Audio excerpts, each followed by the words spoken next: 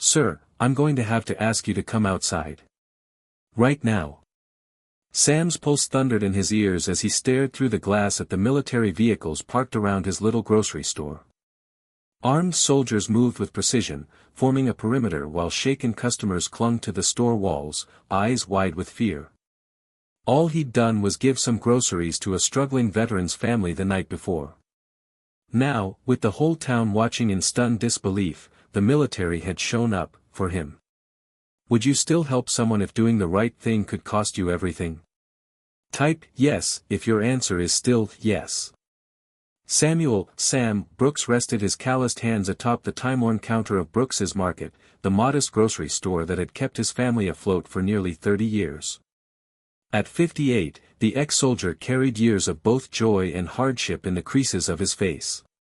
His once straight military posture had softened after decades of hauling boxes and restocking shelves.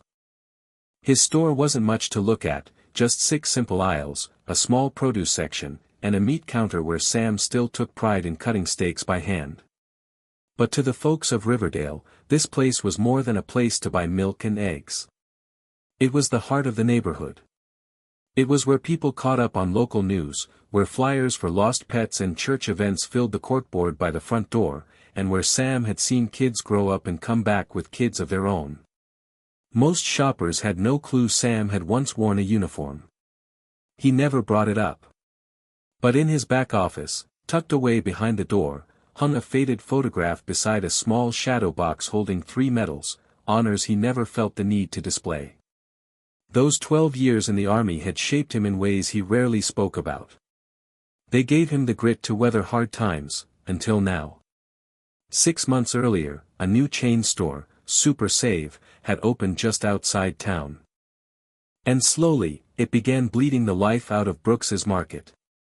Their prices were unbeatable, their shelves overflowing, their ads plastered everywhere. For the first time in nearly 3 decades, Sam had missed a loan payment.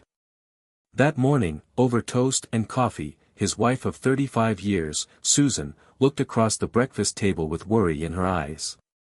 "We need to talk about the books," she said gently. Her face, still beautiful to Sam after all these years, was tight with concern. "The electric bill came yesterday. And the bank payments due next week." Sam had nodded, silently, the weight of it all pressing down on his chest like a stone. Their son, Alex, currently in the middle of his 3rd Marine deployment overseas, had no idea how bad things had gotten. They'd kept the truth from him, no point making him worry when he was half a world away. At 8:52 p.m., just before closing, the soft chime of the doorbell broke the stillness. Sam looked up as a family of 4 stepped inside, a man, a woman, and 2 kids, maybe 7 and 9. Even from across the store, Sam recognized the man's stance. Military, or once was. It was in the way he carried himself, how his eyes moved, tired, sure, but always alert. He knew that look. A fellow vet. "Evening," Sam called out. "No rush, I've got a few minutes before I close." The family moved through the store with quiet purpose. Sam noticed how carefully they compared prices, choosing off-brand items over familiar names. Every decision was whispered. The children stayed close to their mother, polite and calm, not asking for toys or sweets. When they reached the counter, their basket held just the bare necessities, discounted meat, day-old bread, some marked-down fruit. The man set the items down carefully, then reached for a worn-out wallet. Sam saw the slight shake in his hand as he unfolded a few bills and dug out a handful of coins. Behind him, the kids stared quietly at the sandwich display behind the glass. They didn't say a word, but the longing in their eyes said plenty. "New in town?" Sam asked casually, beginning to ring up the groceries. "Yes, sir," the man replied, respectful and composed. "Marcus Hayes. Just got here last week. I was medically discharged." Sam gave a knowing nod, watching as Hayes shifted his weight, a subtle wince giving away the pain of an old wound, perhaps. As the register total crept higher, Sam caught the flicker of unease in Hayes's expression. The final number appeared, $43.87. Hayes hesitated, hand still hovering over his wallet. You could almost see the calculations running through his head, the sinking realization that he didn't have enough. Without missing a beat, Sam reached for the keys on the register. You know what? He said, his fingers already moving. Today just so happens to be the first day of our military family appreciation discount. He locked eyes with Hayes, and in that brief exchange passed a silent understanding only two veterans could share. Hayes blinked in confusion. Military discount? I'm not in uniform. How did you know? Sam's eyes crinkled with a small, familiar smile. It's the way you move. The way you scanned the place the second you stepped in. Once you've worn the boots, you just know. As he spoke, Sam quietly slipped a few extra things into their bags, 2 sandwiches from the deli for the kids, a gallon of milk, and some fruit that was due to be marked down the next morning anyway. 10th Mountain Division, years ago, he added, packing their groceries like it was business as usual. Hayes straightened up just a bit, a flicker of pride settling into his posture. Force Recon, he said. 2 tours in Afghanistan. 1 in Iraq. The kids' eyes widened, clearly impressed. As they watched Sam slip the extra items into their bags, the little girl's gaze followed the sandwich she had quietly admired earlier, now nestled among the groceries like a small treasure. Hayes hesitated. Sir, I really appreciate it, but we can't accept this, he said, his voice gentle but firm, his pride wrestling against the hard truth of their situation. We'll pay for what we picked out. Sam leaned in slightly over the counter, his voice dropping with quiet empathy. I know how it feels, son. Trying to provide for your family when everything seems to be working against you. Coming back home isn't always what they promise in those briefings, is it? Without waiting for a response, he tapped a few keys, adjusting the total to $28.50. Let me cover the rest. Just for today. Hayes's wife reached out and rested a hand on his arm, nothing said aloud, but her eyes said everything that needed saying. The kids remained silent, but their hopeful expressions were unmistakable.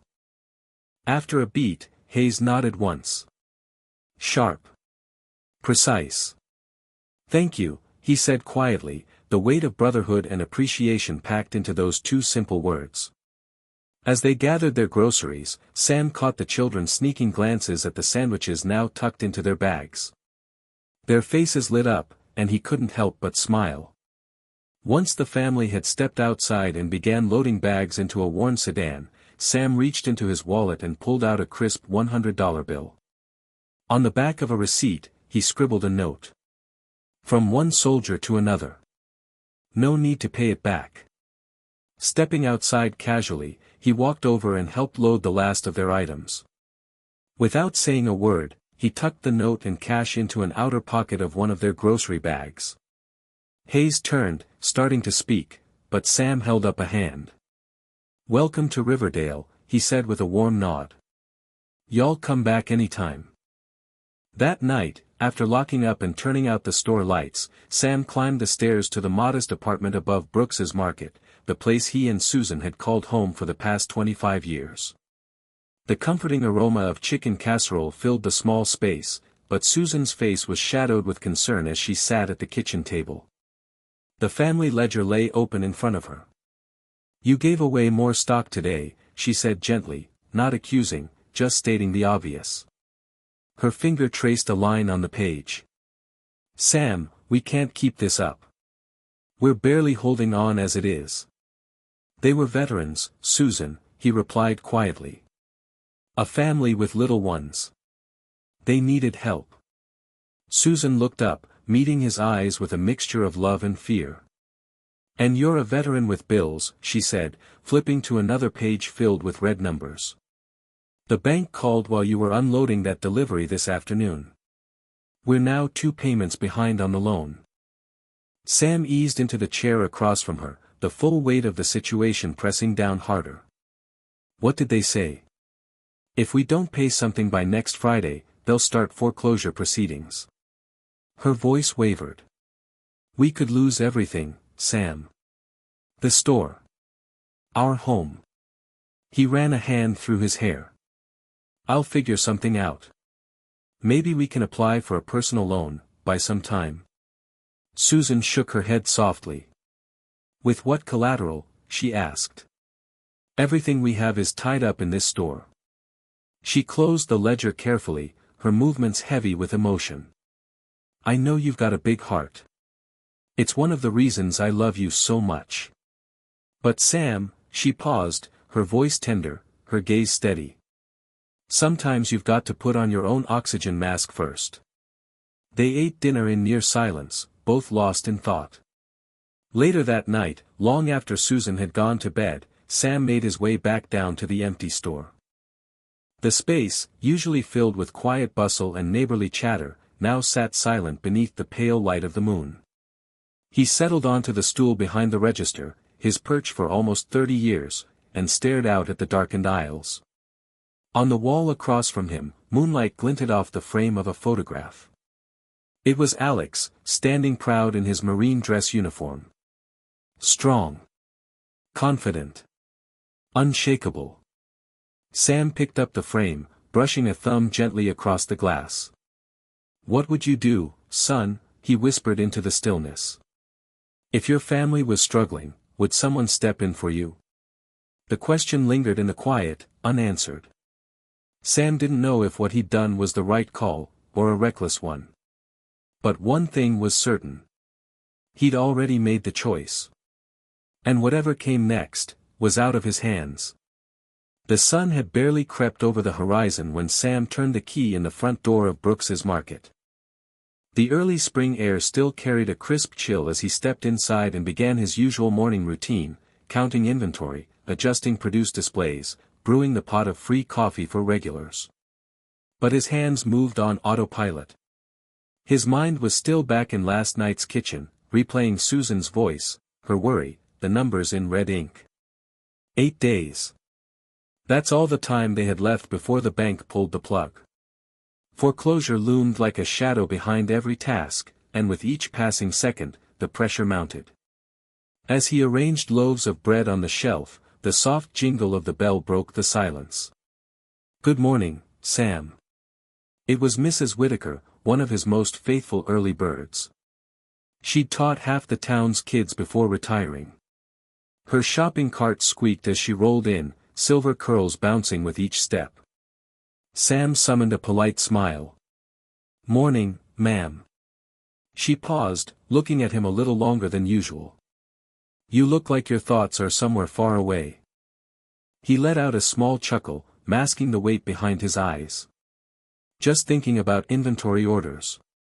She gave him a look that said she didn't quite buy it, but she didn't press. By late morning, the store had found its usual rhythm. A couple in their 70s inspected apples over by the produce. A young mother flipped cereal boxes in the breakfast aisle while her toddler giggled from the cart seat. Sam stood behind the counter, quietly doing mental math, trying to figure out how much they could realistically get for Susan's late mother's antique china. Selling it had always been off limits, until now. Then, a sound broke through his thoughts. A low, steady rumble. At first, he thought it might be distant thunder, except the sky outside was bright and clear. The noise grew louder. Mechanical. Deep. Rhythmic. Engines. Big ones. Multiple. From the back of the store, Mr. Collins, another regular, looked up mid-checklist. What in the world is that? Sam's chest tightened. He stepped around the counter and walked to the front windows. Outside, a few customers had stopped on the sidewalk, their attention pulled toward the end of the street. Several were holding up phones, squinting into the distance, brows furrowed. Then the rumble turned into a roar. Around the corner, a full-blown military convoy appeared, turning onto Maple Street like it belonged there. At the front was an armored Humvee, followed by 2 transport trucks and several dark vehicles with official markings. Every vehicle bore the same olive-drab paint, the same government insignias. There was no mistaking who they were. Gasps rose from people gathered outside. Is it a parade? Someone asked, uncertain. But Sam knew better. His gut said otherwise. This wasn't a parade. These vehicles weren't here to wave flags or toss candy. They moved with discipline, tight, deliberate, like a team with orders to follow. The Humvee stopped squarely in front of Brooks's Market. The others flanked it, forming a tight perimeter. And then, soldiers. Uniformed personnel poured out of the trucks, at least 20 of them, moving quickly and cleanly. Within moments, a secure perimeter had been set around the building. Inside, the store went still. Jars on the shelves trembled from the vibrations beneath their feet. Sam stood frozen behind the glass, heart hammering in his chest. His thoughts spun out in 100 directions. Had there been some emergency announcement? Something he missed? Or worse, was this about Alex? No. No, God, please no. Panic coiled in his chest like a fist. Customers inside had gathered near the front, peering out the windows, whispering questions to each other. Across the street, townsfolk had begun to assemble, drawn by the commotion. Phones were raised. Faces were a mix of concern and disbelief. Then, from the Humvee, a man stepped out. Tall. Commanding. His uniform was pristine, decorated with insignias that clearly marked him as someone in authority. He scanned the front of the market, then spoke briefly into a radio clip to his shoulder. Without hesitation, he walked straight for the door. The bell chimed as he entered, a bright, almost cheerful sound that clashed sharply with the tension thickening the room. The officer's gaze swept across the store. Then it landed on Sam, sharp, focused, unwavering. "Samuel Brooks?" he asked, his voice direct, laced with formal authority. Sam felt his throat tighten. "Yes, sir. That's me." The officer gave a single, measured nod. "I'm going to need you to step outside. Right now." The air inside the store froze. Nobody moved. Nobody spoke. Mrs. Whitaker clutched her basket to her chest like a shield. The young mom quietly scooped up her toddler, whispering calming words into his ear. Then, suddenly, the back door flew open. Susan. She rushed in from the upstairs apartment, her face drained of color, panic written all over her. "Sam. What's going on? Why are there?" Her voice cut off the moment she spotted the officer standing in the middle of their store. Sam turned to her, his own fear mirrored in her wide, frightened eyes. The officer nodded respectfully. "Ma'am. If you and your husband would come with us, please." Sam reached for Susan's hand. Her fingers were trembling in his. He gave them a light squeeze. "It's okay," he murmured. He didn't know if that was true, but it was all he could offer. Together, they stepped outside. The scene on the street looked like something out of a movie. Military trucks lined both sides of Maple Street. Marines stood at attention, lining the perimeter with silent precision.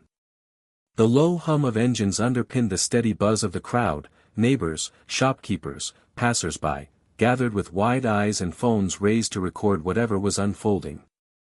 Sam and Susan squinted into the bright sunlight as they stepped onto the sidewalk. Familiar faces dotted the growing crowd, Mr. Burnett from the hardware shop. The Parkers from the bakery. Pastor Hill from First Baptist Church.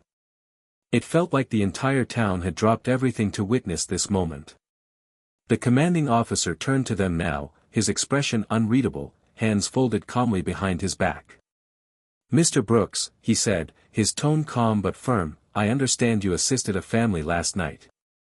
The Hazes." Susan's grip on Sam's hand tightened. "So, it really was about that. But why would the military care about a small act of generosity?" Sam cleared his throat and nodded. "Yes, sir. They came into the store. I helped them out. They're new in town, just trying to get on their feet." The officer gave another slow nod. Sir, I need you to walk me through exactly what happened between you and Captain Marcus Hayes. Sam blinked in surprise. Captain.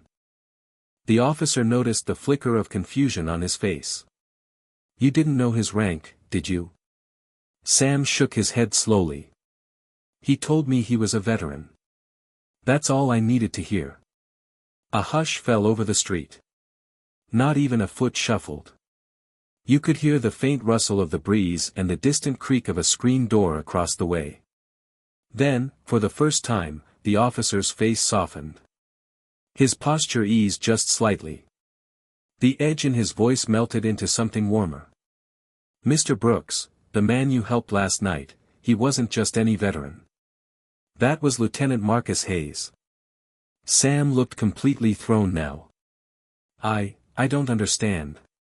He didn't act like someone important. He just looked like a dad trying to take care of his family.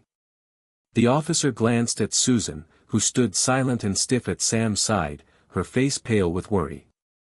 That's exactly the kind of man he is, the officer said, nodding. Quiet. Humble. One of the most decorated officers in his company. But he wouldn't go around telling you that.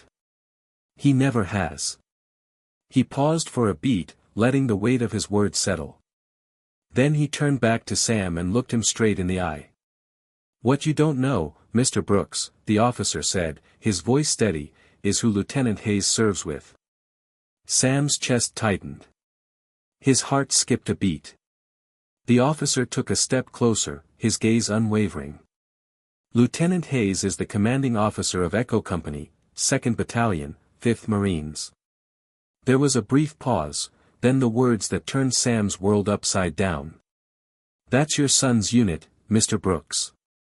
Everything around him seemed to blur. The sidewalk, the crowd, the morning light, it all tilted for a second as the realization sank in. Alex. This has to do with Alex. Beside him, Susan let out a soft gasp and gripped his arm tightly. Is he all right? She asked, voice shaking. Did something happen to Alex? The officer gave a slow, deliberate nod. 3 days ago, he began, during a classified mission overseas, Echo Company came under intense enemy fire. The building they were clearing was hit and started to collapse. His tone remained composed, but every word carried a current of urgency and weight. Your son, Staff Sergeant Alex Brooks, was trapped inside.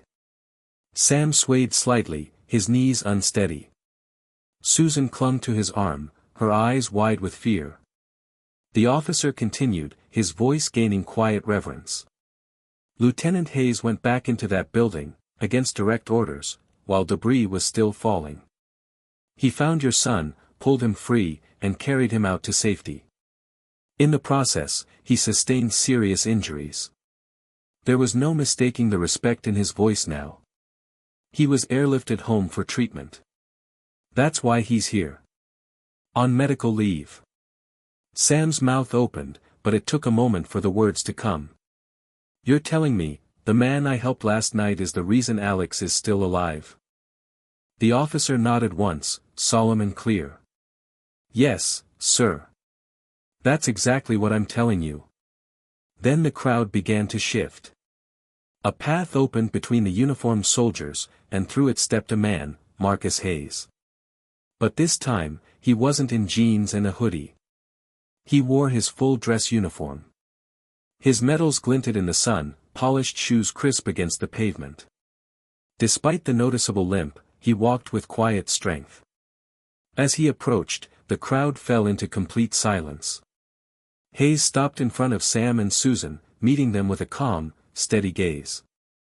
Mr. Brooks, he said, his voice carrying just enough to reach everyone nearby, I almost didn't take your help yesterday. Pride, I guess. It's hard to accept kindness when you're used to giving it. He paused, shaking his head with a faint smile. But then I found the $100 and your note. His hand went to his chest for a second, as if the gesture was still folded in his pocket. I called my commanding officer right after. Told him about what happened. About a fellow veteran who didn't hesitate to help someone in need. I had no idea you were Alex's dad. Hayes offered a wry, almost amused smile. Your son talks about this store all the time. Says it keeps him grounded. Says it reminds him of who he's fighting for. But he only ever called it my dad's place. Never once mentioned your name.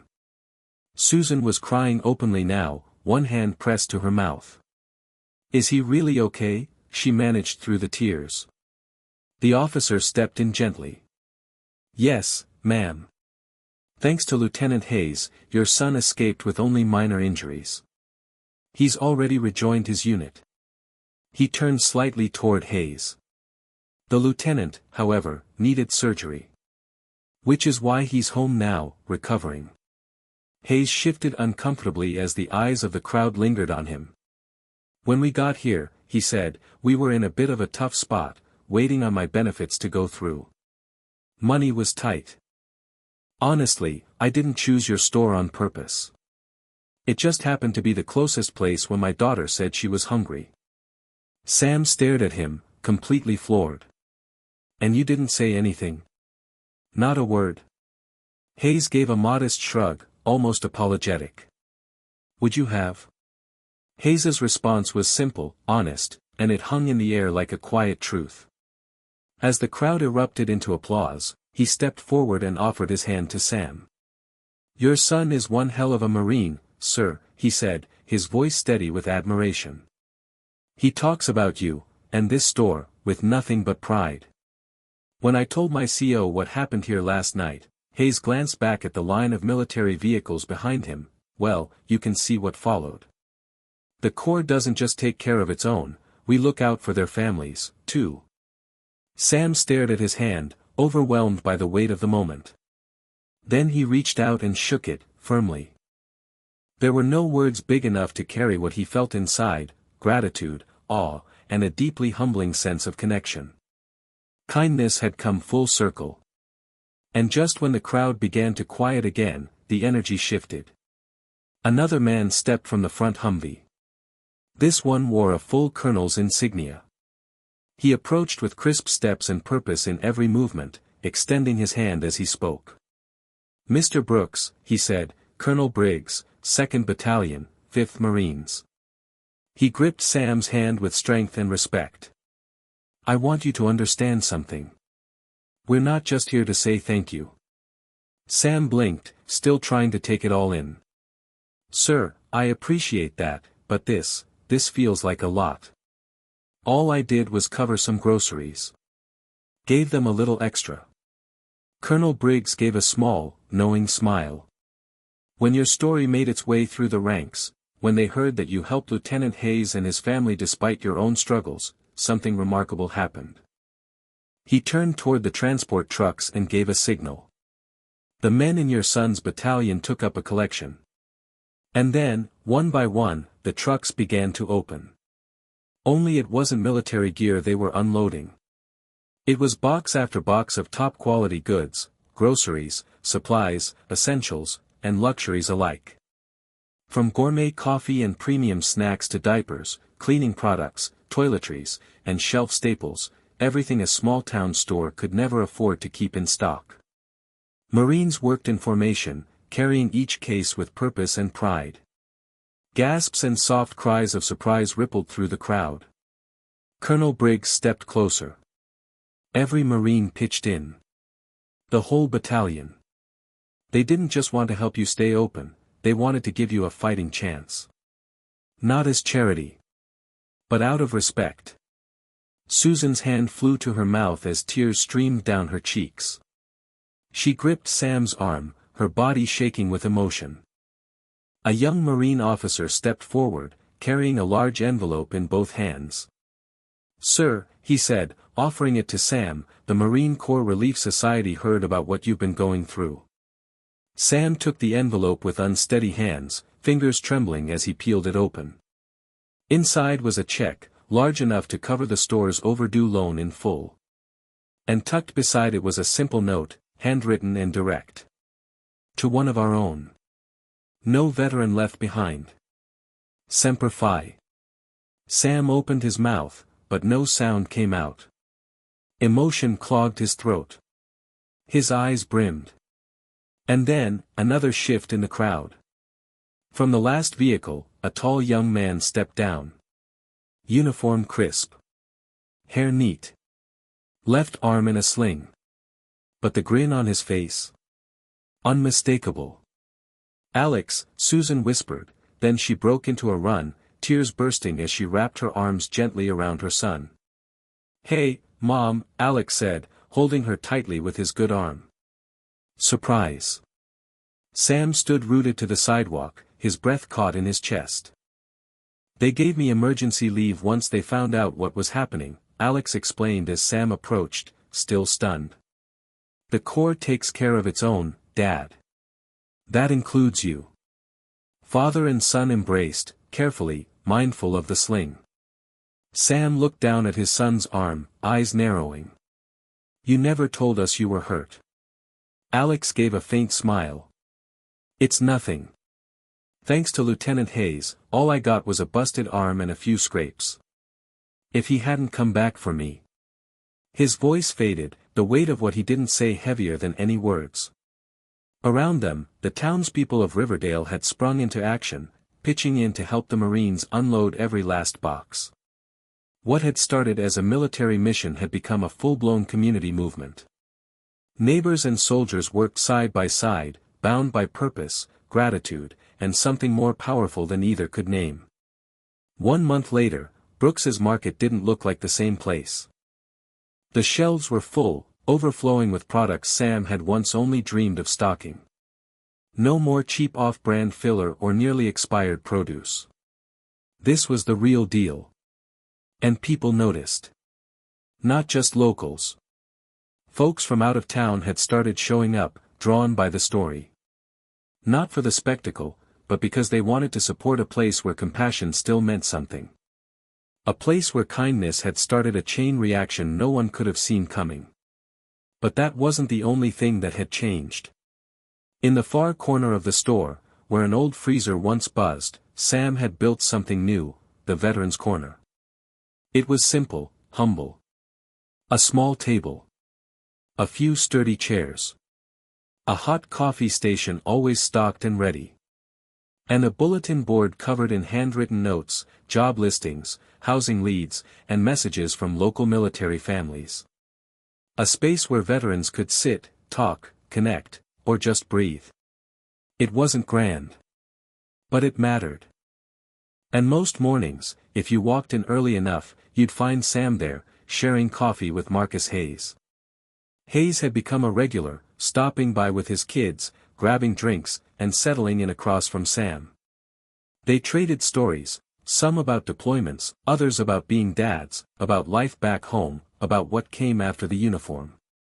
One morning, as Sam handed out 2 free coffees to a couple of fresh-faced veterans who just moved to town, Hayes leaned back in his chair and smiled. "He gets that generosity from you, you know."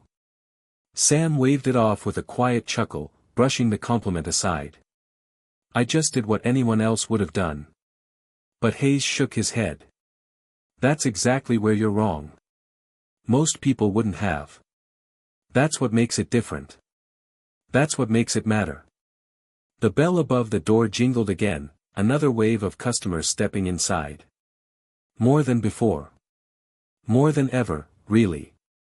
The incident, they called it now. But for most, it had become something more, a kind of legend. The story of a small-town store, a bag of groceries, and the day everything changed. And then, exactly 1 year to the day after it all began, something truly extraordinary happened. Sam stood out front of his fully restored, freshly painted store. At his side were Susan, her hand tucked into his. Alex, home on leave, his arm around her shoulders. And Marcus Hayes, standing proudly in uniform once more. Across from them, a crowd had gathered. Bigger than Sam ever imagined. A podium had been set up. American flags waved gently in the breeze. Marines stood in perfect formation. Local news cameras rolled. Veterans from all across the region had arrived in full dress, standing shoulder to shoulder. And then, stepping forward with deliberate grace, came Colonel Briggs. He adjusted the mic, looked out at the crowd, and then turned to Sam. "Samuel Brooks," he began, his voice ringing clear and proud. "For your unwavering support of military families, your selfless act of compassion, and your dedication to turning that moment into something lasting, you are hereby awarded the United States Marine Corps Civilian Service Medal." Gasps rippled through the crowd. Alex grinned like a boy again. Susan's tears came instantly. Hayes leaned in and whispered, "Couldn't have gone to a better man." Sam stepped forward, accepting the medal with shaking hands. He blinked hard against the sunlight, and the tears trying to break free. But it wasn't about the medal. It was about what came next. Because along with the honor came an announcement that left the crowd speechless. Operation Brooks, a new nationwide pilot program inspired by the Veterans Corner. Designed to support transitioning military families through local partnerships, community hubs, and small businesses just like Sam's. A program built from a single act of kindness, and now spreading across the country. Later that day, a young reporter, barely out of college, approached Sam with a mic in hand. "Mr. Brooks, how does it feel to know all of this came from one simple gesture?" Sam paused, thinking. Not rushing his words. Then he smiled, slow and soft. "In life," he said, "what you give has a way of finding its way back to you. Sometimes it's a smile. Sometimes it's a miracle. Sometimes," he glanced at Susan, at Alex, at Hayes, "it's everything. All it takes is one act of kindness to change someone's world. And sometimes, it changes your own. Have you ever done something small, only to find out later it meant everything to someone else? Tell us in the comments. If this story moved you, hit the like button, subscribe for more powerful true stories, and turn on notifications so you never miss what comes next. Because sometimes, real heroes don't wear capes. They wear aprons. They pour coffee. And they stand behind counters, doing the right thing, quietly, consistently, without expecting anything in return.